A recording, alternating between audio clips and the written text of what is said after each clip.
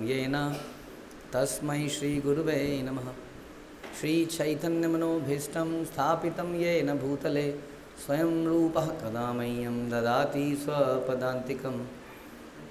वन्देऽहं श्रीगुरौ श्रीयुतापदकमलं श्रीगुरुन् वैष्णवांश्च श्रीरूपं साग्रजातं सहगण रघुनाथान्वितं तं सजीवं साद्वैतं सावधूतं परिजनसहितं कृष्णचैतन्यदेवं श्रीराधाकृष्णपादान् सहगण ललिता श्रीविशाखान्वितांश्च। हे कृष्ण करुणा सिंधु दीनबंधु जगत्पते गोपेश गोपिका कांत राधा कांत नमस्तुते। तप्त कांचन गौरांगी राधे वृंदावनेश्वरी विश्वभानुसुते देवी प्रणमामि हरिप्रिये। वाञ्छाकल्पतरुभ्यश्च कृपा सिन्धुभ्येव च पतितानां पावनेभ्यो वैष्णवेभ्यो नमो नमः। जय श्री कृष्ण चैतन्य प्रभु नित्यानंद श्री अद्वैत गदाधर शिवासादि गौर भक्तवृंद। हरे कृष्णा कृष्ण कृष्णा हरे हरे हरे राम राम राम हरे हरे। नमो विष्णुपादाय कृष्णप्रेष्ठाय भूतले श्रीमते भक्तिवेदांत स्वामिन्निति नामिने। नमस्ते सारस्वते देवे गौरवाणी प्रचारिणे निर्विशेष शून्यवादी पाश्चात्य देशतारिणे।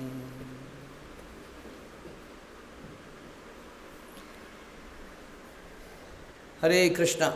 भगवद गीता अध्याय 13 श्लोक संख्या 28। समं सर्वेषु भूतेषु तिष्ठन्तं परमेश्वरं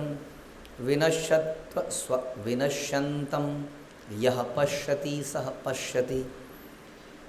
जो परमात्मा को समस्त शरीरों में आत्मा के साथ देखता है और जो यह समझता है कि इस नश्वर शरीर के भीतर न तो आत्मा और न परमात्मा कभी भी विनष्ट होता है, वही वास्तव में देखता है। कितना साफ बताया गया कि जो परमात्मा को समस्त शरीरों में आत्मा के साथ देखता है। इससे पता चलता है कि दो एंटिटी हैं, दो अंदर कोई दो हैं, है ना। परमात्मा को आत्मा के साथ देखता है। इसका मतलब ये हो ना, दो हैं। ऐसा नहीं कि परमात्मा ही आत्मा है और आत्मा ही परमात्मा है। तो ऐसा इसका मतलब कभी भी नहीं है कि हम भगवान बन जाएंगे, ऐसा कहीं है ही नहीं। साफ साफ लिखा हुआ है। कितने श्लोकों में लिखा है। क्षेत्रज्ञ हमने सुना कि भगवान भी क्षेत्रज्ञ है और हम भी क्षेत्रज्ञ हैं, लेकिन हमें केवल अपने शरीर का पता है, भगवान को सबके शरीर का पता है। फ़र्क हो गया कि नहीं। वैसे यहाँ बता रहे हैं कि सबके शरीर में जो जानता है कि आत्मा के साथ में एक परमात्मा भी रहता है, जो कि उपदृष्टा अनुमंता च भर्ता भोक्ता महेश्वर।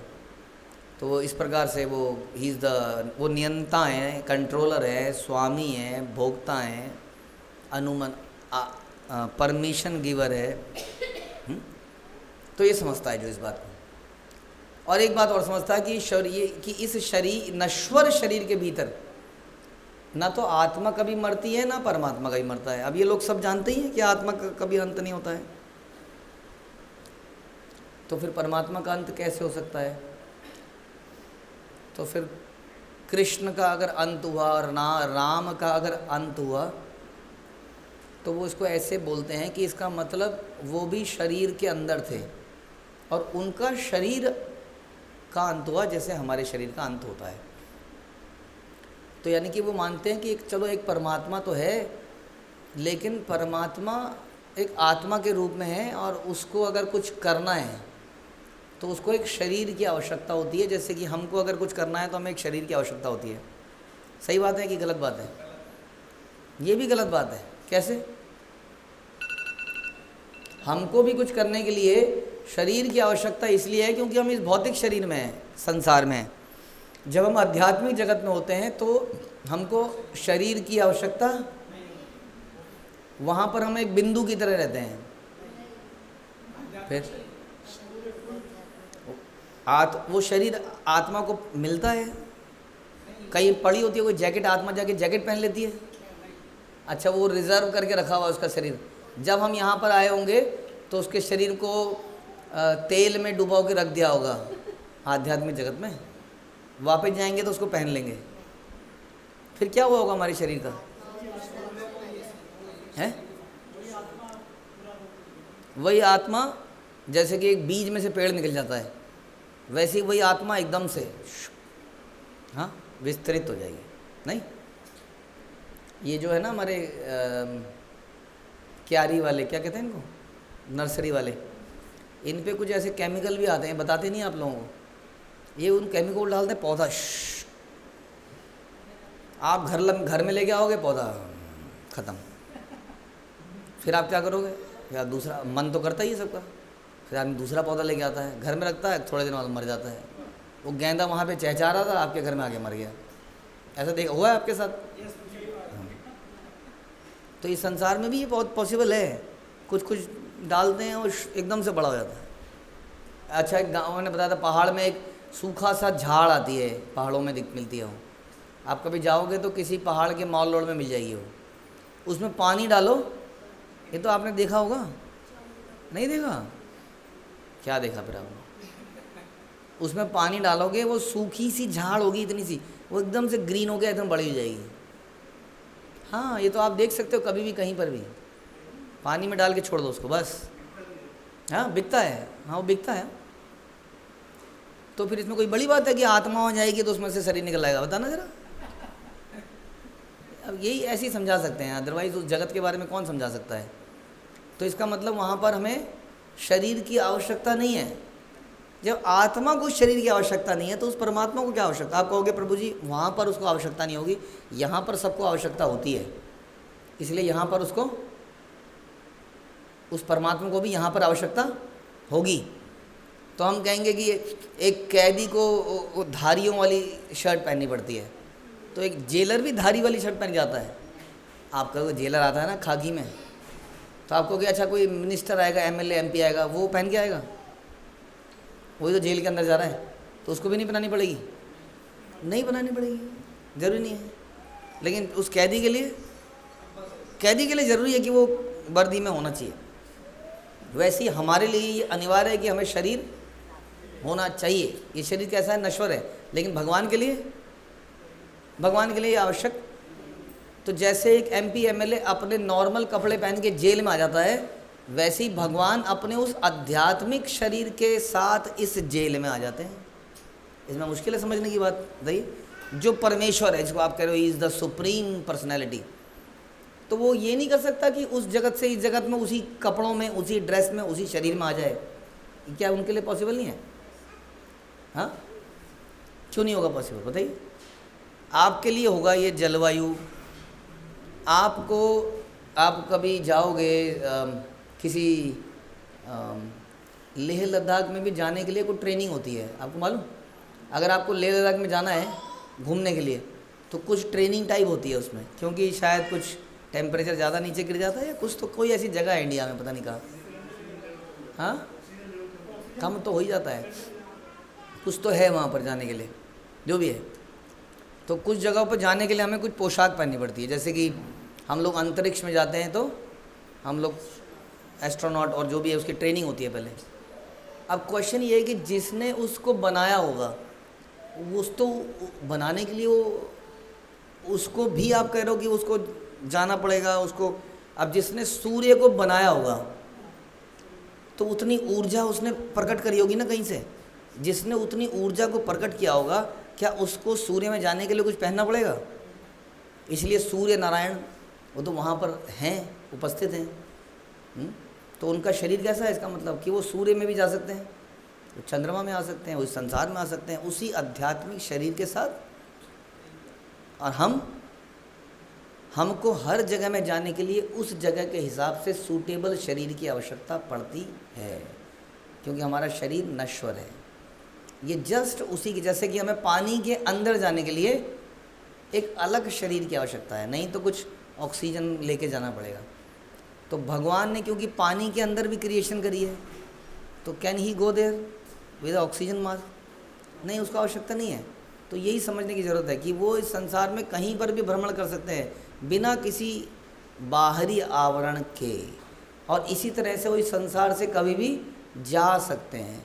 उनका संसार से आना या उनका संसार से जाना, उनका अवतरण आविर्भाव या तिरोभाव कहलाता है।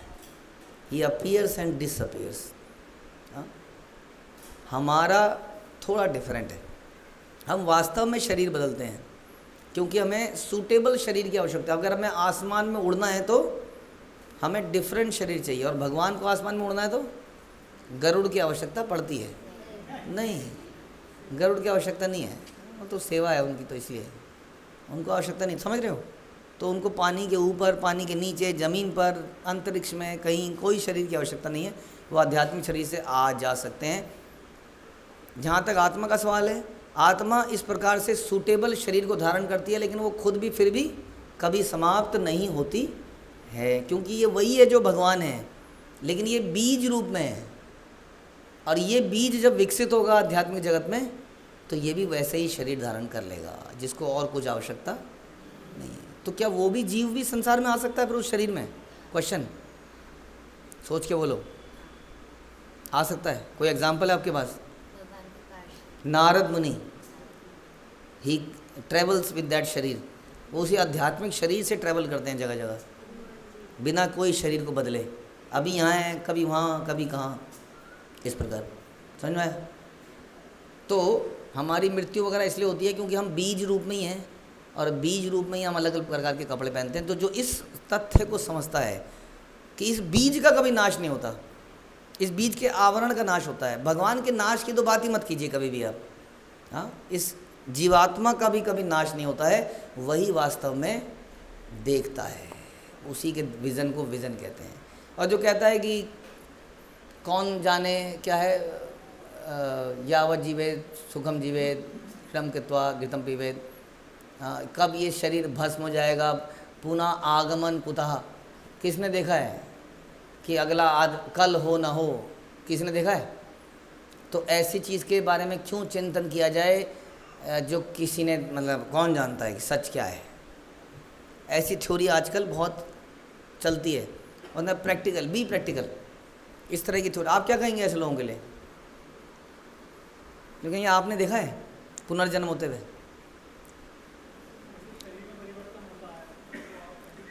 ये कह रहे हैं जैसे शरीर में परिवर्तन होता है, जैसे हम बचपन से बड़े हो जाते हैं, बूढ़े हो जाते हैं, वैसी देहांतर तथा देहांतर प्राप्ति। और क्या कह सकते हैं? कोई आपको बोले कि आपको क्या गारंटी है इस बात की कि आपने देखा है कि अगला जीवन होगा संसार में, जिसके लिए आप इतना मेहनत कर रहे हैं, इतना प्रयास कर रहे हैं? कोई जब पैदा होता है तो कह रहे हैं कोई पैदा होता है तो गरीब होता है तो अमीर होता है, तो कहता है ये तो उसका भाग्य है। अब ये भाग्य पे आ गए। अभी तक ये लॉजिकल थिंकिंग पे थे। लॉजिकल थिंकिंग के हिसाब से आगे का जीवन किसने देखा? तुमने भाग्य देखा? ये भाग्य लिखने वाला कौन है फिर? अगर भाग्य है तो किसी ने लिखा भी होगा भाग्य, तो किसने लिखा हो भाग्य भैया? ये प्रश्न उनसे पूछिए कि कोई अमीर के पैदा हुआ, कोई गरीब के पैदा हुआ, ये भाग्य लिखा किसने? अपने कर्मों से। हाँ, बहुत अच्छी बात, यही तो पकड़े जाओगे आप। कौन से कर्म? आप तो अभी पैदा हुए हो, पिछले जन्म। अच्छा, तो आप मानते हैं कि पिछले जन्म होता है? अभी तो आप कह रहे थे किसने देखा अगला जन्म। बस समझ में आया? हाँ, तो जो ऐसे बोलता है वो बेवकूफ़ है वास्तव में। वो ऑस्ट्रिच की तरह है, शतुरमुर्ग, जो समस्या आने पर अपनी गर्दन को रेत में छुपा देना चाहता है, और इतना बड़ा पहाड़ सा शरीर ऊपर ही है। कोई भी आएगा, जानवर, गीदड़ भी आएगा तो मार देगा उसको, गर्दन को चीर देगा। मूर्ख व्यक्ति कि मैंने आंख बंद कर ली तो समस्या नहीं है। समस्या है, मृत्यु निकट में आ रही है, पुनर्जन्म भी निकट में आ रहा है। और जो इस प्रकार देखता है कि आत्मा का विनाश नहीं होता, परमात्मा का तो भूल जाइए, वही वास्तव में देखता है। हरे कृष्णा। श्रील प्रभुपाद की जय। भगवद गीता की